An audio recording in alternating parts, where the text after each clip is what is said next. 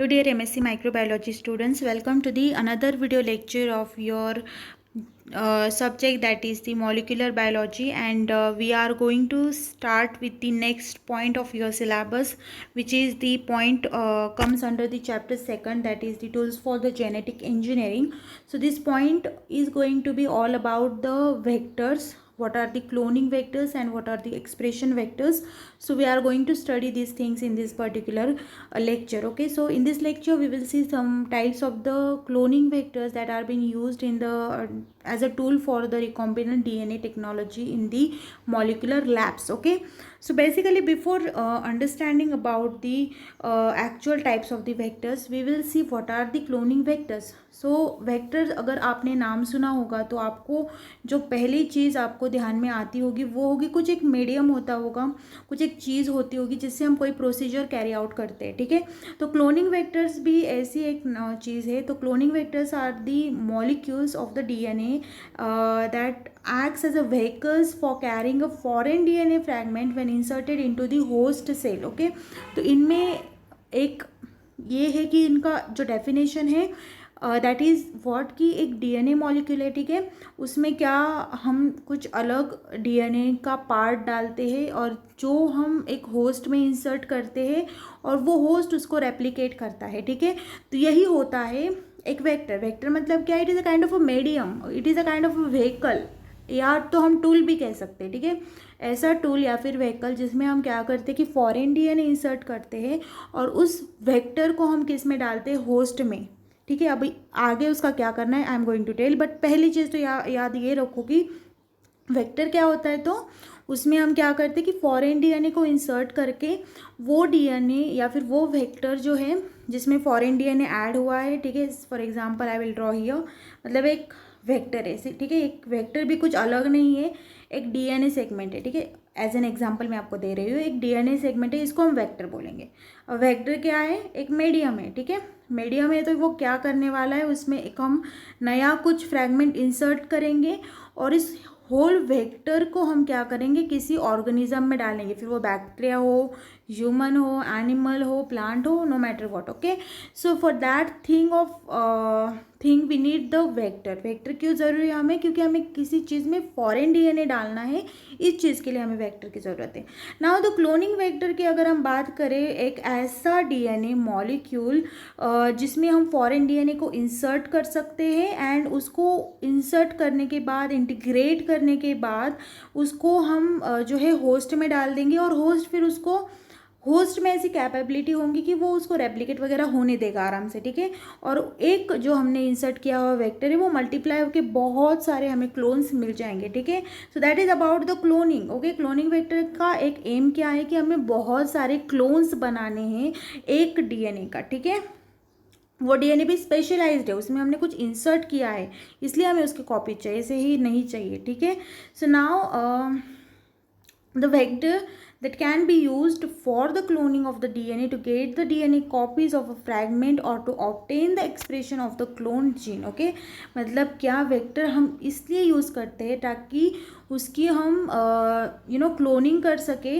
Cloning मतलब क्या कि हमें मल्टीपल कॉपीज़ उसकी चाहिए एंड वो भी कॉपीज़ किसकी? जो प्लाज्मिड है, जो सॉरी नॉट प्लाज्मिड, जो वेक्टर है उसमें हमने जो डीएनए इंसर्ट किया है, जो हमारा जीन ऑफ इंटरेस्ट है, हमें उसकी बहुत सारी कॉपी चाहिए, इसलिए हमने उसको वेक्टर में इंसर्ट करके उसको डीएनए उस वेक्टर को हमने होस्ट में डाला. होस्ट उसको अच्छे से मल्टीप्लाई होने देगा और फिर वो मल्टीप्लाई हुए क्लोन्स हम ले सकते हैं या फिर उनका कोई प्रोडक्ट वगैरह हो तो वो भी हम ले सकते हैं. ठीक है, अब प्रोडक्ट मतलब क्या? ऑब्वियसली जेनेटिक मटेरियल है तो उसका प्रोडक्ट कोई प्रोटीन होगा, आरएनए होगा, जो भी हमें चाहिए. एमआरएनए चाहिए तो एमआरएनए, प्रोटीन चाहिए तो हम प्रोटीन ले सकते हैं. ठीक है, now this is not important. Now हम अभी देखेंगे कि उसके टाइप्स क्या क्या होते हैं. ठीक है, कौन से टाइप्स के जो है क्लोनिंग वेक्टर्स यूज़ किए जाते हैं. तो डिफरेंट टाइप्स के हम क्लोनिंग वेक्टर्स यूज़ करते हैं for the different types of the experiment. ठीक है, अब एक्सपेरिमेंट भी कौन से हो सकते हैं? हमें कोई जीन का एम्प्लीफिकेशन करना है, मतलब उसके मल्टीपल कॉपीज़ बनानी है, या फिर हमें उसका एक्सप्रेशन करना है कि उसके प्रोडक्ट का हमें अगर मतलब हमें एक जीन है, ठीक है, हमें एक प्रोडक्ट चाहिए, हमें XYZ प्रोटीन चाहिए, ठीक है। अब वो प्रोटीन हमें ज़्यादा अमाउंट में चाहिए तो हम उसके लिए भी ये क्लोनिंग कर सकते हैं, ठीक है। तो क्या करेंगे, हम उसका जीन लेंगे जो वो प्रोटीन एक्सप्रेस करता है, वो जीन हम किसी वेक्टर में डालेंगे, वो वेक्टर जो है होस्ट में डालेंगे, होस्ट में वो जीन मल्टीप्लाई होने के बाद वो होस्ट जो है वो उस प्रोटीन को प्रोड्यूस करेगा, ठीक है। तो प्रोड्यूस होने के बाद उस प्रोटीन का हम क्या कर सकते हैं, मतलब प्रोटीन हम आइसोलेट कर सकते हैं, अपने पास रख सकते हैं, ठीक है, जैसे हमें ज़रूरत है वैसे, ठीक है।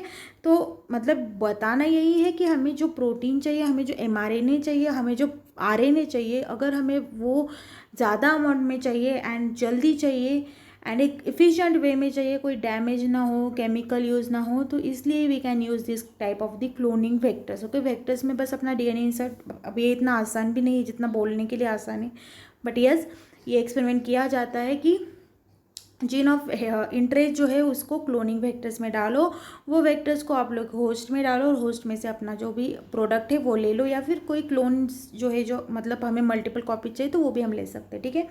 वेक्टर इज चूजन, अब वो भी वेक्टर को ऐसे ही हम कोई भी उठा के वेक्टर ले लेंगे क्या, नहीं, हमें पहले देखना पड़ेगा कि हमें होस्ट कौन सा जो है लेना है, या फिर कौन सा DNA में हम DNA का जो फ्रैगमेंट है वो कौन सा हम यूज़ कर रहे हैं, मतलब जो DNA हम इंसर्ट करने वाले फॉरेन DNA वो कौन सा है, एज वेल एज होस्ट जिसमें हम ये वेक्टर डालने वाले वो होस्ट कौन है, ये जानने के बाद ही हमें वो ध्यान में रख के ही जो है वेक्टर सिलेक्ट करना पड़ेगा, ठीक है। क्योंकि ये बात नहीं हुई ना कि हमने बैक्टीरिया का क्लोन लिया, वेक्टर लिया सॉरी, और वो हमने ह्यूमन में इंसर्ट कर दिया, कुछ फ़ायदा होगा क्या, कुछ नहीं। तो इसलिए हमें ध्यान रखना पड़ेगा होस्ट कौन सा है, फ्रैगमेंट हम कौन सा इंसर्ट करने वाले हैं, कितने साइज़ का है, क्या है, ये सब चीज़ें हमें ध्यान में रखनी पड़ती है, ठीक है। Also depends on the host cell type use, मतलब as I told you, prokaryotic है, यूकैरियोटिक है, ह्यूमन है, प्लांट है, एनिमल है, कौन सा होस्ट है, ये भी चीज़ इंपॉर्टेंट है, ठीक है। अब क्लोनिंग वेक्टर में जो पहला टाइप का क्लोनिंग वेक्टर है वो है the great plasmid, okay. Plasmid आपने सुना होगा, प्लाज्मिड आपको पता भी है क्या है, तो प्लाज्मिड जो होते हैं ना वो आराम से सेल में रहते, बैक्टीरियल सेल में, उसको किसी चीज़ की एक्स्ट्रा ज़रूरत नहीं पड़ती, वो अपने मतलब बैक्टीरिया के क्रोमोसोम में नहीं रहते, वो अलग रहते, ओके। मतलब बैक्टीरिया में जो क्रोमोसोम रहता, हम में भी जो क्रोमोसोम रहते वो अपना जेनेटिक मेकअप वगैरह डिसाइड करते हैं, प्लाज्मिड का उसमें रोल नहीं होता, वो अपना अलग अलग रहते हैं, ठीक है, वो क्रोमोसोम में नहीं रहते, वो अलग एक पार्ट है DNA का, सेल्फ रेप्लिकेटिंग है, डबल स्टैंडर्ड है, सर्कुलर है, you can see here in the diagram, circular है, as well as extra chromosome, मतलब वो क्रोमोसोम का भी पार्ट नहीं है, एंड इंडिपेंडेंट है, उनका जो भी रेप्लिकेशन होगा उनको क्रोमोसोम की ज़रूरत नहीं पड़ती, ठीक है, क्रोमोसोम के मशीनरी पे उनको डिपेंड नहीं रहना पड़ता, वो अपने आप रेप्लिकेट हो जाते हैं, ठीक है, उनकी अपनी मशीनरी अपनी चीज़ें हैं। Now virtually all the bacterial genera have the natural plasmid, मतलब बैक्टीरिया में नेचुरली प्लाज्मिड होता ही है, ठीक है। नाउ ऐसा नहीं है कि उनको सर्वाइव करने के लिए प्लाज्मिड की ज़रूरत पड़ती है, या फिर उनको जो है वी कैन से ग्रो होने के लिए, या फिर प्लाज्मिड के बिना गुजारा नहीं होगा, ऐसा भी कुछ नहीं है। प्लाज्मिड जो है वो इंडिपेंडेंट है, ओके, उसका जो है function is not related with the chromosome, okay. For that thing of matter that plasmid is not been a very essential part, मतलब प्लाज्मिड है लेकिन वो नहीं है तो भी चलेगा, क्योंकि प्लाज्मिड जो है उसका कोई इतना रोल नहीं सर्वाइवेंस में, बट हाँ वो उसको इसेंशियल एडवांटेज दे सकता है। लाइक फॉर एग्जांपल बैक्टीरिया को भले उसको ग्रो होने में ना हेल्प करे, उसको रेप्लिकेट होने में ना हेल्प करे, लेकिन प्लाज्मिड का एक अच्छा सा रोल है कि वो फॉर एग्जांपल उसको कुछ एक्स्ट्रा चीज़ें देगा, लाइक उसको किसी एंटीबायोटिक के अगेंस्ट रेजिस्टेंस दे देगा, या फिर कोई एंजाइम जो उसको हेल्प करे खाना खाने के लिए, या फिर मेटाबॉलिज्म कैटाबॉलिज्म के लिए, तो उस चीज़ों का प्रोडक्शन में प्लाज्मिड हेल्प कर सकते हैं। मतलब सर्वाइवेंस नहीं, बट हाँ एक्स्ट्रा बेनिफिट मिल सकता है, मतलब फ़ायदा है, नुकसान नहीं है उसको रखने में बैक्टीरिया को, ठीक है। वो वैसे ही रहे तो भी कोई प्रॉब्लम नहीं, और अगर रहा तो फ़ायदे बहुत है, ठीक है। ऐसा कुछ है प्लाज्मिड के साथ। तो प्लाज्मिड जो होते हैं it can have the size range of about less than 1 kb to more than 500 kb, okay. इसका साइज जो है it is around 1 kb to 500 kb, okay. 1 kb से भी कम हो सकता है और ज़्यादा से ज़्यादा 500 kb तक हो सकता है, इससे भी ज़्यादा हो सकता है। इस प्लाज्मिड है the origin of replication to replicate inside the host cell. अब मैंने आपको जैसे बताया कि वो होस्ट सेल के irrespective to the host cell replication वो अपना अलग भी ऑटोनॉमसली रेप्लिकेट हो सकता है। Then plasmids are represented by 10 to 100 copies per host. Okay, plasmid जो होते हैं अराउंड उनके एक सेल में जो होते हैं अराउंड 10 to 100 कॉपीज हो सकते हैं। ठीक है, इट इज़ नॉट कि एक ही प्लाज्मिड होगा, एक ही सेल है, तो छोटे होते तो इसलिए 10 to 100 कॉपीज़ पर होस्ट हो सकते हैं। देन उनमें कैपेबिलिटी ये है कि वो अराउंड 10 KB तक डीएनए कैरी कर सकते हैं। मतलब अपना डीएनए है उसके साथ वो 10 KB का डीएनए कैरी कर सकते हैं। ठीक है, एक्स्ट्रा हम उसमें डाल सकते हैं 10 KB का DNA. Now simplest cloning vectors and the ones most widely use in gene cloning are those based on the small bacterial plasmid. Okay, एकदम सिंपल ऐसा टूल है और सिंपल अगर किसी को क्लोनिंग करनी है एंड बहुत इजी अगर कुछ मेथड है क्लोनिंग की तो वो यही है, प्लाज्मिड का यूज़ हम कर सकते हैं फॉर द क्लोनिंग।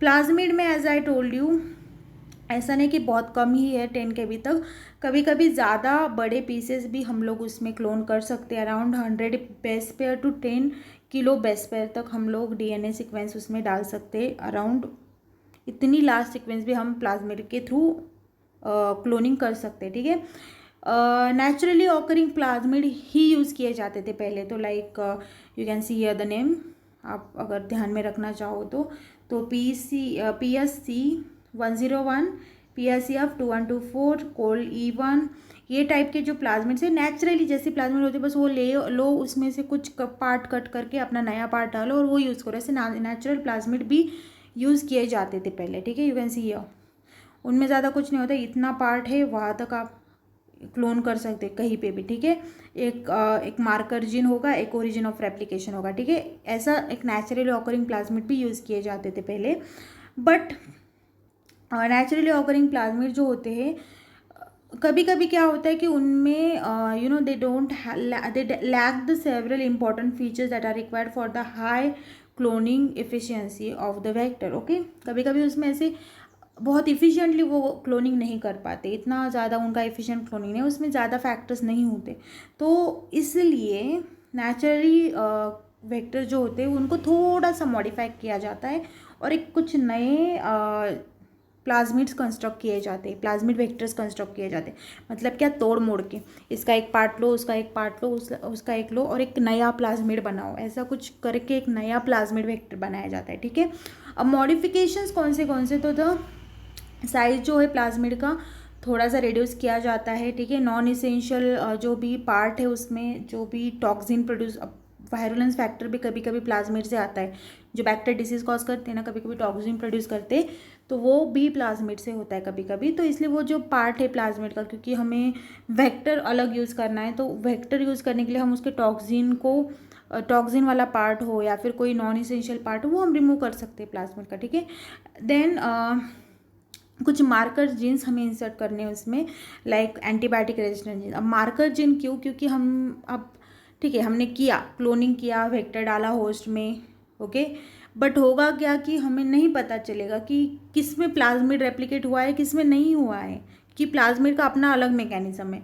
तो उसको जानने के लिए, पहचानने के लिए कि हाँ इस बैक्टीरिया में अपना प्लाज्मिड रेप्लिकेट हुआ है इसमें नहीं हुआ है, ये जानने के लिए कुछ मार्कर जीन यूज़ किए जाते हैं। तो क्या कर सकते हैं हम, ओके, ये प्लाज्मिड है। ठीक है, अब इसमें क्या है, एक एंटीबायोटिक रेजिस्टेंट है। ठीक है, एम्पिसिलिन रेजिस्टेंट जीन डाला हुआ है। तो हम जब ऐसे बैक्टीरिया में हम ऐसी प्लेट लेंगे जिसमें एम्पिसिलिन है। ठीक है, अब एम्पिसिलिन होने की वजह से क्या होगा, जिसमें ये वाला प्लाज्मिड है जिसमें एम्पिसिलिन रेजिस्टेंट जीन है वही रेप्लिकेट होगा ऑन द प्लेट। ठीक है, बाकी के नहीं होंगे, क्यों, क्योंकि उनमें ये जीन नहीं है। तो होगा कौन सा, बस जिसमें प्लाज्मिड रेप्लिकेटेड। तो ऐसे मार्कर जीन्स की भी ज़रूरत पड़ती है, तो मार्कर जीन्स भी हम उनमें इंसर्ट कर सकते हैं। ठीक है, and as well as the restriction endonuclease sites हम ऐड कर सकते हैं ताकि हम कुछ मल्टी क्लोनिंग साइट्स या फिर कुछ पॉलीलिंकर जीन जिसमें हम एक से ज़्यादा जीन्स इंसर्ट कर सकते हैं, ऐसे साइट्स भी हमें बना सकते हैं हम लोग। ओके, अब इसके एग्जाम्पल है आर्टिफिशियल कौन से प्लाज्मिड, तो PBR32, PBR327, PUC8, PUC18, PUC19, ये जो टाइप्स के जो PUC प्लाज्मिड्स है वो है आर्टिफिशियल प्लाज्मिड जो हम कंस्ट्रक्ट करते हैं। ठीक है, नाउ आपके सिलेबस में जो है वो है PUC19। ठीक है, ओके, तो पीयूसी वेक्टर्स की हम बात करें क्योंकि आपके सिलेबस में यही दिया गया है। तो पीयूसी वेक्टर जो होते हैं ये PBR32 वेक्टर से ही बनाया गया। PBR32 वेक्टर्स क्या है, तो I will just give you the brief idea.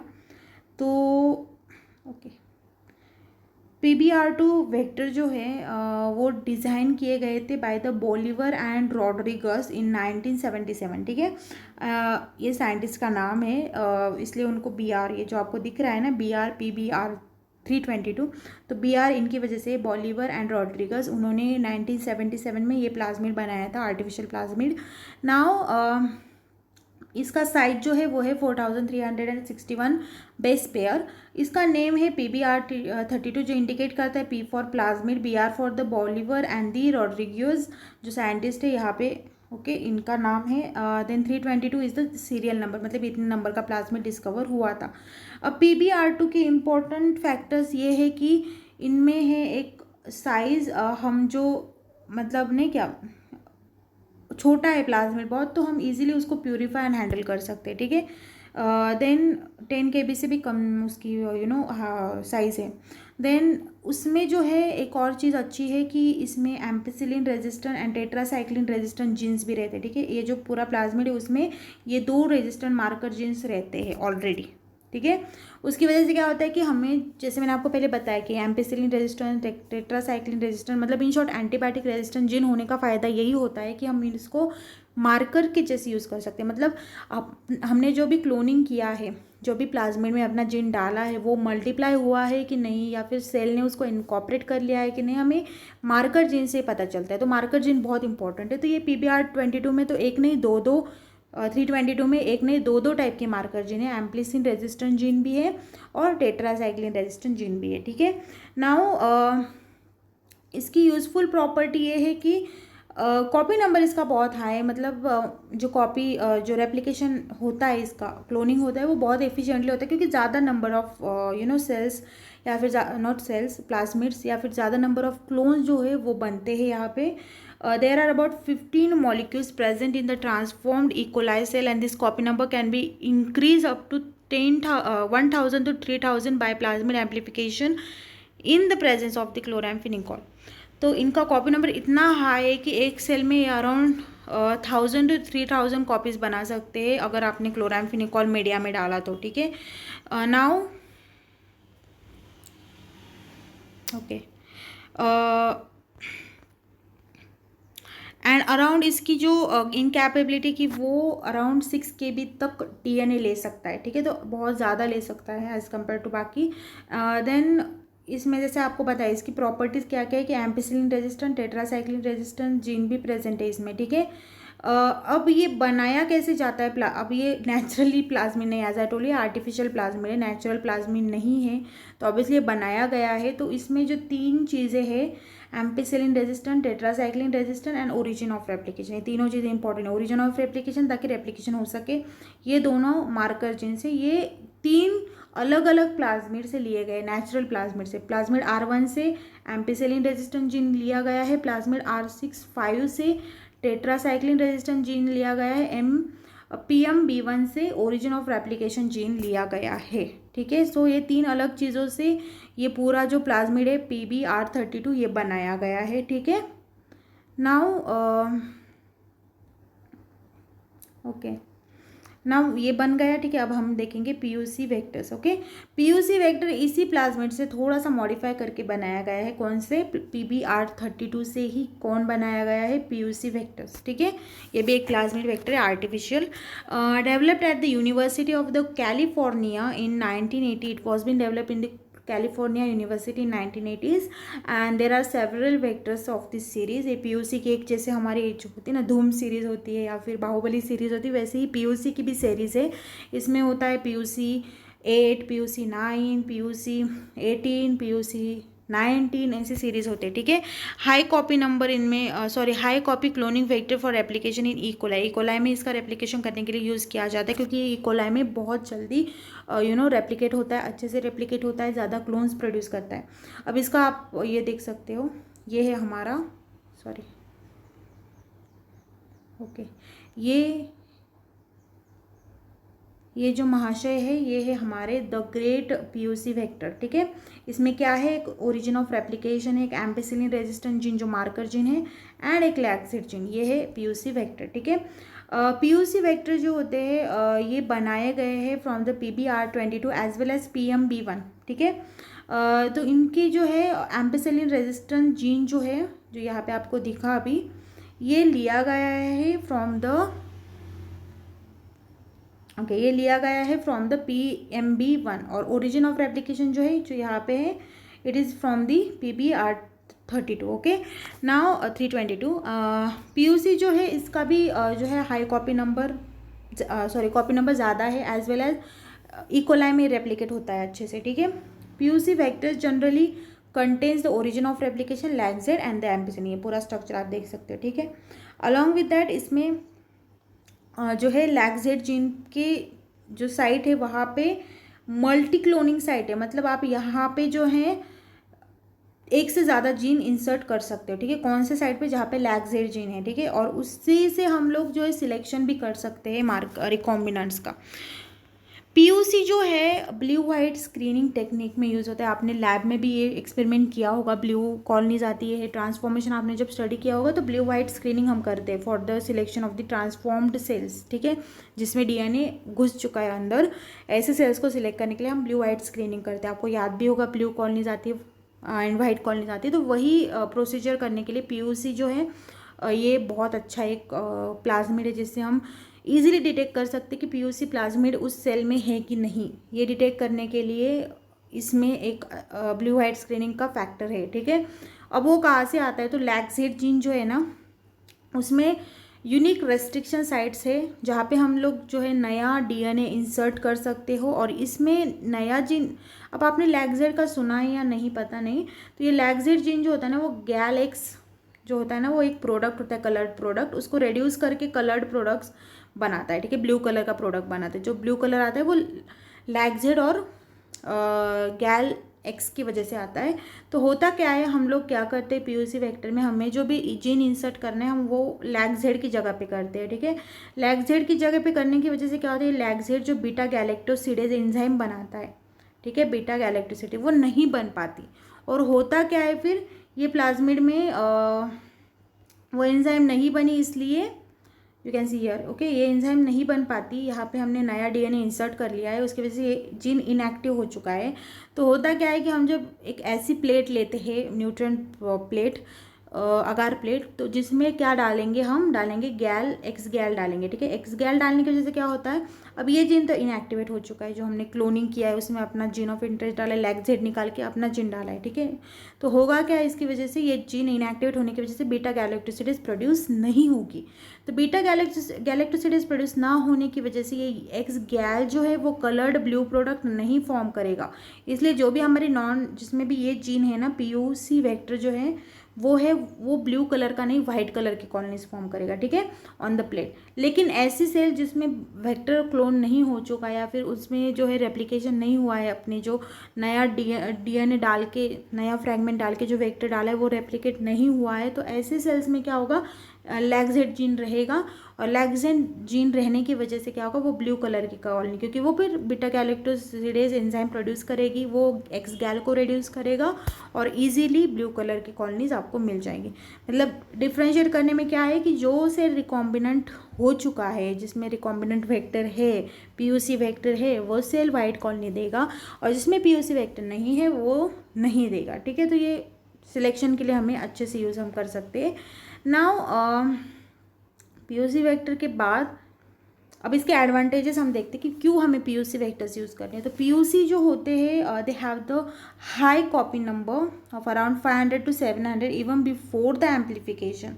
मतलब हम 500 to 700 तक ऑलरेडी उसमें हो सकते हैं, इतने ज़्यादा इफ़िशिएंट वो है, ठीक है। मतलब अपने भले ही एम्पलीफिकेशन नहीं हुआ है, हम लोग इतने सारे एक साथ इंसर्ट कर सकते हैं, ठीक है।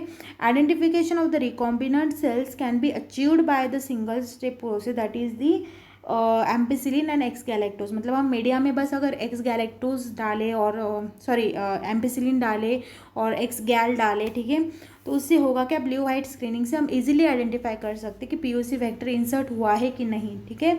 Then clustering of the restriction sites which allows the DNA fragment with the different sticky ends to be clone, मतलब हम यहाँ पे क्लस्टरिंग, जो रेस्ट्रिक्शन साइट है उसकी थोड़ी सी क्लस्टरिंग होती है लैग जेड के पार्ट में, और होता क्या है कि इसकी वजह से हम बहुत सारे जीन्स उसमें इंसर्ट कर सकते हैं, तो that is one more advantage. Disadvantage ये है कि हम ज़्यादा बड़े बड़े फ्रैगमेंट्स इसमें इंसर्ट नहीं कर सकते। साइज जो है आपको ध्यान में रखना पड़ेगा, बस 0 to 10 KB तक ही आप रेप्लिकेट कर सकते हो, इंसर्ट कर सकते हो। स्टैंडर्ड मेथड्स जो होती है, थोड़े हाई मेथड्स, वो हम यहाँ पे यूज़ नहीं कर सकते, ओके।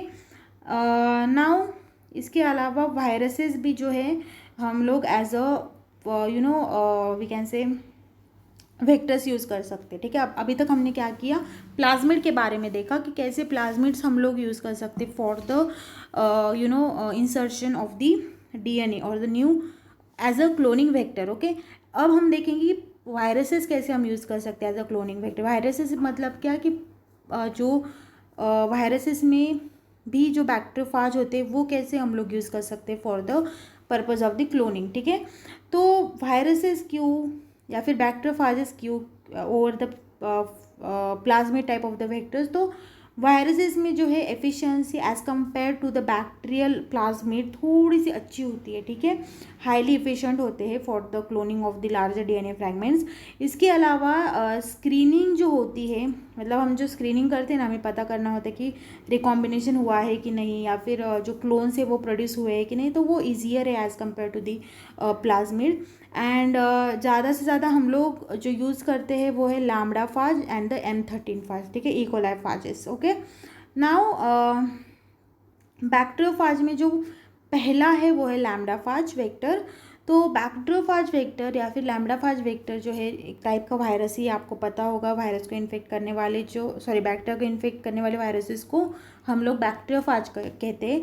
तो ऐसे बैक्टीरियोफाज को भी हम लोग डायरेक्टली यूज़ कर सकते हैं एज अ क्लोनिंग वेक्टर। तो करना क्या है, तो बैक्टीरियोफाज में जो है हम अपना जीन ऑफ इंटरेस्ट डाल सकते हैं, और वायरस का आपको पता है बहुत ईजीली वो रेप्लिकेट हो जाते हैं, तो इसलिए हम उसमें इंसर्ट कर सकते डीएनए, और वो ईजिली फिर बैक्टीरिया को इन्फेक्ट करेगा या फिर जो है होस्ट को इन्फेक्ट करेगा, और इजीली जो जीन ऑफ इंटरेस्ट है वो होस्ट में इनकॉर्पोरेट हो जाएगा। तो यही हमें करना है, ठीक है ना। या फिर हमें क्लोनिंग करना है, मतलब बहुत सारे कॉपीज जनरेट करने हैं, तो वायरस से अच्छा कोई नहीं, क्योंकि वायरस बहुत इजीली रेप्लिकेट हो जाता है और बहुत ज़्यादा फास्ट रेप्लिकेट हो जाता है, ठीक है। So now the bacteriophage lambda जो इकोलाई को इन्फेक्शन कॉज करता है वो यूज़ किया जाता है। It is having the both lytic and the lysogenic life cycle, we all know that. And lambda जो है, लैम्ब्डा बैक्टीरियोफाज का जो डीएनए है वो जब बैक्टीरियोफाज में रहता है वो लीनियरली रहता है, ठीक है, और जब वो इन्फेक्ट करता है किसी सेल को, ठीक है, यानी कि बैक्टीरिया को, तब वो सर्कुलर हो जाता है, मतलब लीनियर डीएनए का कन्वर्जन सर्कुलर ही हो जाता है, ठीक है। नाउ इसका जो साइज़ है लैम्ब्डा का जो डीएनए है उसका साइज जो है वो है अराउंड 48.5 KB, ठीक है। Then you can see here clearly, इसका जो है स्ट्रेट होता है वो डीएनए, और वो होस्ट में जाने के बाद सर्कुलर हो जाता है। क्यों? क्योंकि इसमें 2 एंड्स होते हैं, स्टिकी एंड्स, कॉज एंड्स होते हैं, और वो एंड्स इजीली क्या होते हैं कि बैक्टीरिया में इंसर्ट होने की कैपेबिलिटी रखते हैं, ठीक है, सर्कुलर हो जाते हैं, एक दूसरे को स्टिक हो जाते हैं, और फिर वो अपने आप रेप्लिकेट हो जाएंगे इजीली, ठीक है। मतलब क्या एडवांटेज है इसका कि ये जो ऐसे होता है ना, सिंगल स्ट्रैंड भी हो तो भी वो ऐसे सर्कुलेट होके फिर वो अपना अलग एक स्ट्रैंड सिंथेसाइज करके डबल स्ट्रैंडेड भी हो सकता है। मतलब इसको हमें इसके लिए प्लाज्मिड की ज़रूरत नहीं पड़ती, क्योंकि ये खुद ही एक प्लाज्मिड बन जाता है फिर, क्योंकि ये लीनियर होता है, इसके कॉजी एंड्स ऐसे स्टिक हो जाते हैं और ये सर्कुलर हो जाता है, ठीक है, और सर्कुलर होने के बाद ये खुद एक प्लाज्मिड बन जाता है। So now okay, at each end there are about 12 base pair, जो आपको दिख रहे हैं कॉजेंट्स वो होते हैं अराउंड 12 बेस पेयर लेंथ के होते हैं। ये ऐसे उनको बोला जाता है कोहेसिव एंड्स और कॉज एंड्स। स्टिकी एंड्स होते हैं वो एक बार वो इकोलाई में घुस गए तो वो चिपक जाते हैं, ठीक है, फिर वो सर्कुलर फॉर्म में बन जाता है वो डीएनए, और इसलिए वो एज अ प्लाज्मिड एक्ट हो जाता है, ठीक है। अब ये सर्कुलर होता क्यों है, क्योंकि ये जब सेल में जाता है तो होस्ट के सेल में कुछ ऐसे एंजाइम्स होते हैं जो इसको हेल्प करती है to convert the linear DNA into the circular DNA, ठीक है। लैम्बडा जो होता है थोड़ा बड़ा होता है, उसका डीएनए वो अराउंड 52 kb तक डीएनए अकोमुलेट कर सकता है। 15 kb डीएनए, इसके अलावा हम 15 kb डीएनए जो है रिमूव करके उसकी जगह नया डीएनए 18 kb तक का लगा सकते हैं। अलॉन्ग विद दैट एक ऐसा रीजन होता है इनमें सेंटर में जो होता है 15 kb, ओके, इसके डीएनए में ऐसा रीजन होता है इन द सेंटर जो होता है अराउंड 15 kb, उसको नॉन इसेंशियल रीजन कहते हैं। तो नॉन इसेंशियल रीजन भी आप लोग निकाल के नया रीजन नया डीएनए फ्रैगमेंट उसकी जगह डाल सकते हो एज अ वेक्टर, ठीक है। There are the 2 types of the vectors of the bacteriophage, एक होता है इंसर्शन वेक्टर और एक होता है रिप्लेसमेंट वेक्टर। इंसर्शन वेक्टर्स में हम लोग क्या करते हैं, तो इंसर्शन वेक्टर में क्या करते हैं हम, जो सेंटर पार्ट होता है अननेसेसरी पार्ट वो डायरेक्टली क्लीव कर लेते हैं और ये दोनों रीजन्स को एक साथ चिपका देते हैं, और इन दोनों रीजन में कहीं तो भी एक एंड ऐसा होता है जिसमें होता है इको R1 साइड, ठीक है। इको R1 साइड मतलब क्या, रेस्ट्रिक्शन एंडोन्यूक्लियोसाइड, उसकी वजह से होता क्या है कि ये दोनों ज्वाइन हो जाते हैं, ठीक है, इरिस्पेक्टिव कहाँ पे भी ज्वाइन हुए। और यहाँ पे सपोज इको R1 रीजन है तो हम लोग इसको क्लीव कर सकते हैं यहाँ पे और नया डीएनए इंसर्ट कर सकते हैं, ठीक है। तो इसको बोलते हैं इंसर्शन वेक्टर। इसके अलावा जो दूसरा वेक्टर है वो है रिप्लेसमेंट वेक्टर। रिप्लेसमेंट वेक्टर्स में क्या, कुछ नहीं किया जाता, डायरेक्टली जो है ये जो अननेसेसरी पार्ट है उसको रिमूव करो और इसी जगह पे नया डालो, मतलब अलग जगह पे नहीं, उसी जगह पे, that is known as the replacement vector. Replace करना मतलब क्या, कि एक जगह पे दूसरी कोई चीज़ ला के डालना या रखना, ठीक है। सो इनका एक कैपेबिलिटी है रिप्लेसमेंट वेक्टर का कि लार्जर पीसेस कैरी करते हैं ये लोग as compare to the insertion vectors, तो इसलिए बहुत ज़्यादा यूज़ होते हैं। They can carry about 20 kb तक डीएनए। इसका एग्जांपल है lambda EMBLA, okay, you can remember this. Now the next type of the vector given in your syllabus is M13 phage vector. जैसे हमने बैक्टीरियोफाज का देखा था ना, वो थोड़ा सा अलग उसका स्ट्रक्चर रहता है एनवलप के जैसे, बट इसका ना अलग रहता है, ये ऐसे लीनियर है, थोड़ा सा ऐसे नहीं स्नेल के जैसे, ठीक है, स्नेक के जैसे। तो ये लीनियर और वी कैन से फिलामेंटस जो है वायरस, फाज वायरस है, और इसका साइज जो है डीएनए का it is of 6407 base pairs, as well as इसमें सिंगल स्टैंडर्ड डीएनए, ठीक है, सर्कुलर है लेकिन single standard DNA, double standard DNA नहीं है इसमें, याद रखो। M13 फाज आपके सिलेबस में है। M13 फाज का जो डीएनए, एक तो पहले तो चीज़ ये है कि ये खुद एक लीनियर या फिर फिलामेंटस टाइप ऑफ फाज है, जैसे बैक्टीरियोफाज है वैसा बिल्कुल नहीं है। अलॉन्ग विद दैट इसमें जो डीएनए है वो सिंगल स्टैंडर्ड है, ठीक है। अब M13 की लाइफ साइकिल हम थोड़ी सी जान लेते हैं। तो M13 की लाइफ साइकिल में होता क्या है, यू कैन सी हियर, उसमें पहला जो होता है इंसर्शन होता है डीएनए का यूजिंग द पाइलस। पाइलस मतलब क्या, एक ब्रिज के जैसे स्ट्रक्चर फॉर्म होता है और इकोलाई के अंदर वो अपना सिंगल स्टैंडर्ड डीएनए दे देता है, you can see here in the diagram, ठीक है। अब होता क्या है दूसरे स्टेप में, ये जो सिंगल स्टैंडर्ड है ये अपना दूसरा स्टैंड बना लेता है अपने आप, ठीक है। ये सिंगल स्टैंडर्ड डीएनए जो है ये एक तो पहले जैसे ये होस्ट में इंसर्ट नहीं होता, होस्ट के जैसे वायरस की प्रॉपर्टी होती है वो होस्ट के जीनोम में घुस जाता है, ये नहीं घुसता, ये अपना अलग का अब चलता है, ठीक है। इसमें क्या होता है, पहले तो सिंगल स्टैंडर्ड डीएनए आएगा, वैसे सर्कुलराइज हो जाएगा और फिर वो अपना एक अलग स्टैंड सिंथेसाइज करेगा using the rolling circle, not rolling circle, अपना अलग कॉम्प्लीमेंट्री स्टैंड सिंथेसाइज करेगा यूजिंग द सिंगल स्टैंड, ठीक है। एक स्टैंड का दूसरा स्टैंड बनाएगा और फिर वो एकदम प्लाज्मिड के जैसे दिखेगा, यू कैन सी हियर, ठीक है। अब होगा क्या, ये मैच्योर होने के बाद, ये डीएनए मैच्योर होने के बाद वो रोलिंग सर्कल मैकेनिज्म की मदद से बहुत सारी कॉपीज जनरेट करेगा, सिंगल स्टैंडर्ड कॉपीज, ठीक है, रोलिंग सर्कल मैकेनिज्म की मदद से, क्योंकि इसका ओरिजिनल क्या है, ओरिजिनल डीएनए सिंगल स्टैंडर्ड है, तो सिंगल स्टैंडर्ड बहुत सारे डीएनए सिंथेसाइज हो गए using the rolling circle mechanism from the double standard. अब ये सिंगल स्टैंडर्ड डीएनए सिंथेसाइज हुए, उसको फिर से वायरल पार्टिकल इनकॉर्पोरेट करेगा, ठीक है, और ये फिर लाइज हो जाएंगे, तो हम इसमें से जो हमें डीएनए चाहिए वो ले सकते हैं using the screening mechanisms. Now अब इसके अट्रैक्टिव फीचर, मतलब यही क्यों यूज़ करना, बैक्टीरियोफाज क्यों नहीं लैम्बडा फाज क्यों नहीं यूज़ कर सकते, M13 क्यों करना है? तो इसका ये है कि द जीनोम साइज़ जो है थोड़ा सा छोटा है, मतलब ओवरऑल जो उसकी साइज़ है वो थोड़ी सी छोटी है एंड डिज़ायरेबल, ठीक है, ठीक ठाक है, मतलब हम इसको अच्छे से यूज़ कर सकते हैं, आइडियल साइज़ भी नहीं, डिज़ायरेबल साइज है, ठीक है। The double standard replicative form of the M13 behaves like a plasmid and can be treated as such for the experimental purpose. तो जैसे मैंने आपको बताया डबल स्टैंड बीच में होता है, उसका जो सिंगल स्टैंड है वो कॉम्प्लीमेंट्री स्ट्रैंड सिंथेसाइज करके डबल स्टैंड बन जाता है, तो वो एकदम प्लाज्मिड के जैसे बिहेव करता है। तो वो भी हमें फ़ायदा होता है अपने एक्सपेरिमेंट्स के लिए, क्योंकि प्लाज्मिड को हैंडल करना वी नो थोड़ा ईजी है। The genes cloned within the M13 based vectors can be obtained in the form of the single stranded as well as end product जो होता है वो सिंगल स्टैंडर्ड भी हमें मिल सकता है, क्योंकि जैसे हमने बोला कि रोलिंग सर्कल मैकेनिज्म की मदद से सिंगल स्टैंड सिंथेसाइज होकर वायरल पार्टिकल में वो इनकॉर्पोरेट हो जाते हैं, ठीक है। तो वो हमें सिंगल स्टैंडर्ड फॉर्म में भी हमें अगर चाहिए तो वो भी हमें मिल सकता है, क्योंकि सिंगल स्टैंडर्ड मिलना बहुत मुश्किल है, और सिंगल स्टैंडर्ड मिलने से फ़ायदा ये हो सकता है कि हमें सीक्वेंसिंग वगैरह अगर उस फ्रैगमेंट की करनी है तो हम कर सकते हैं, एज वेल एज जो म्यूटाजेनेसिस अगर इंसर्ट करनी है तो हम इजीली कर सकते हैं, ठीक है। So this is about the M13 phage vector, जिसकी जो है जीनोम साइज जो है वो है 6407 base pair and 10 closely packed genes उसमें है, अराउंड 10 जीन्स है, प्लाज्मिड नहीं है, वो एक जीनोम है, उसमें अराउंड 10 ऐसे जीन्स है जो उसके रेप्लिकेशन में हेल्प करते हैं। वो भले ही इन्फेक्ट करता है लेकिन वो बैक्टीरिया के जीनोम में नहीं घुसता, वो अपना अलग अलग मैकेनिज्म लगा के रखता है, और उसके लिए जो जीन्स रिक्वायर्ड है वो उसमें है।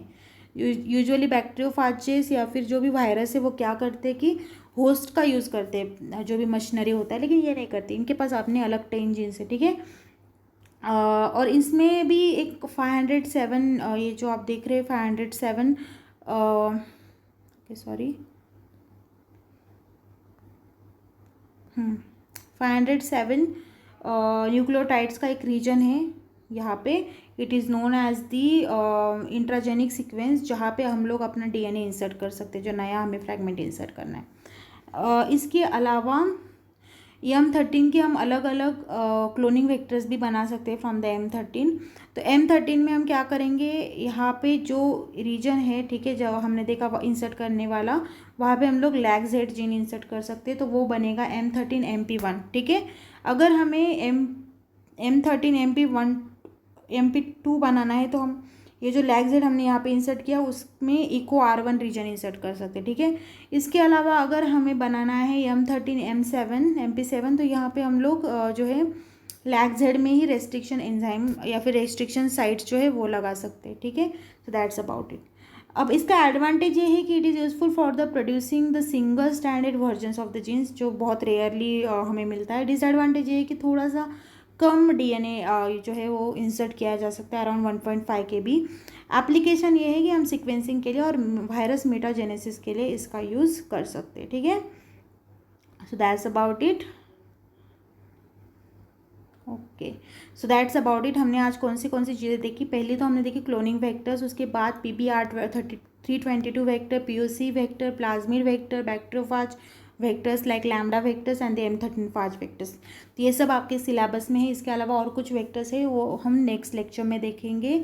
So kindly watch all this lecture, I will give you the notes, go through the notes, watch them, study them. If you have any query problem, call me or you can just contact me. Okay, thank you so much.